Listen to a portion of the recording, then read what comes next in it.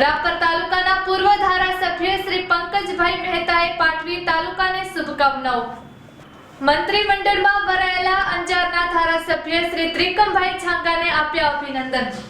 સંભાળોને આપ જોઈ રહ્યા છો કસકેર ટીવી ન્યૂઝ. ખાસ તો મારા સહાધ્યાયી રાપર તાલુકાના હિતેશો, રાપર તાલુકાના પૂર્વ ધારાસભ્ય અને સતત ખેડૂતો માટે ચિંતિત એવા પંકજભાઈ મહેતા મારી સાથે છે. નવું વર્ષ છે એટલે તાલુકાની જનતાને અને ખાસ તો એમના જે વિશાળ ચાહક વર્ગ છે, શું કહેશો પંકજભાઈ, ખાસ તો જે તમારો વિશાળ ચાહક વર્ગ છે તાલુકામાં અને નવા વર્ષ? સમગ્ર વાગડવાસીઓને, કચ્છવાસીઓને હૃદયના ભાવથી નવા વર્ષની શુભકામના પાઠવું છું.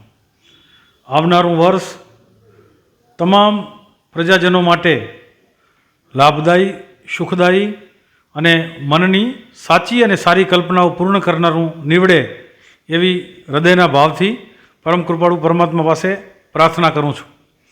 આવનારા વર્ષની અંદર વાગડનું અને કચ્છનું, દેશનું ખૂબ ઉજ્જવળ ભવિષ્ય મને દેખાય છે.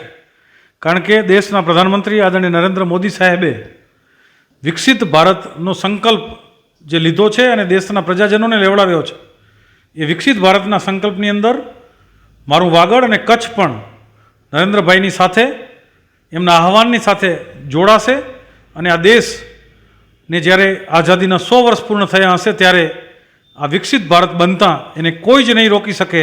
અને એની અંદર એ વિકસિત ભારતના સંકલ્પની અંદર, વિકસિત ભારતના પ્રયાસની અંદર વાગડના પ્રત્યેક નાગરિકનો હિસ્સેદારી હોય. દેશભક્તિ સાથે પોતે જે ક્ષેત્રની અંદર કામ કરતા હોય, ખેડૂત હોય તો રોજ 1 કલાક વધુ કામ કરે, વેપારી હોય તો રોજ સવાયું કામ કરે, નોકરિયાત હોય તો પોતાને મળેલ કામ જે છે એનાથી વિશેષ કામ કરે, મજદૂર હોય તો પણ વિશેષ કામ કરે.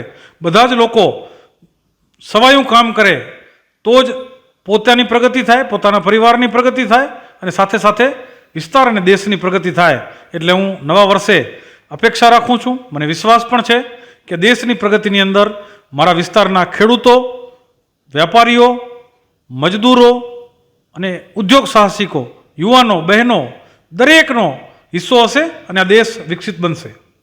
ખાસ તો પંકજભાઈ, નવા વર્ષમાં કચ્છને બીજી એક નવી ભેટ મળી. ત્રિકમભાઈ છાંગા જેવા શિક્ષિત વ્યક્તિને આ જ્યારે મંત્રી પદ મળ્યો છે, શું કહેશો? કચ્છ જિલ્લાના ભાજપના આગેવાન તરીકે હું ખૂબ ખુશી વ્યક્ત કરું છું.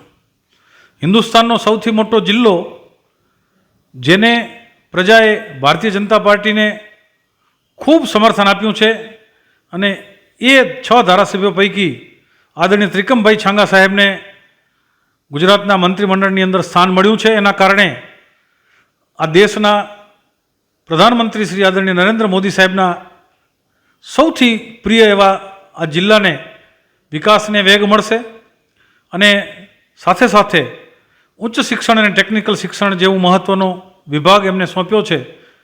પોતે પણ શિક્ષક છે. શિક્ષક કભી સાધારણ નહીં હોતા, પ્રલય और निर्माण उसकी गोद में खेलते हैं. અને આખા ગુજરાતને શિક્ષણના ક્ષેત્રની અંદર ત્રિકમભાઈના માધ્યમથી ચોક્કસપણે બેનિફિટ થશે. હું આદરણીય ત્રિકમભાઈને પણ હૃદયની શુભકામના પાઠવું છું. સમગ્ર વાગડ વિસ્તારની પ્રજા વતી, વાગડ વિસ્તારના ભારતીય જનતા પાર્ટીના હજારો લાખો કાર્યકર્તા વતી, એમના ચાહનારા વતી, અને મેં એમને જોયું છે કે જિલ્લા પંચાયતના અધ્યક્ષ તરીકે એમણે જે ઉત્તમ પ્રકારની કામગીરી એમના કાર્યકાળની અંદર કરી હતી. કારણ કે મારે અને એમને જિલ્લા પંચાયતના પ્રમુખ હતા, હું જિલ્લા ભાજપનો પ્રમુખ હતો.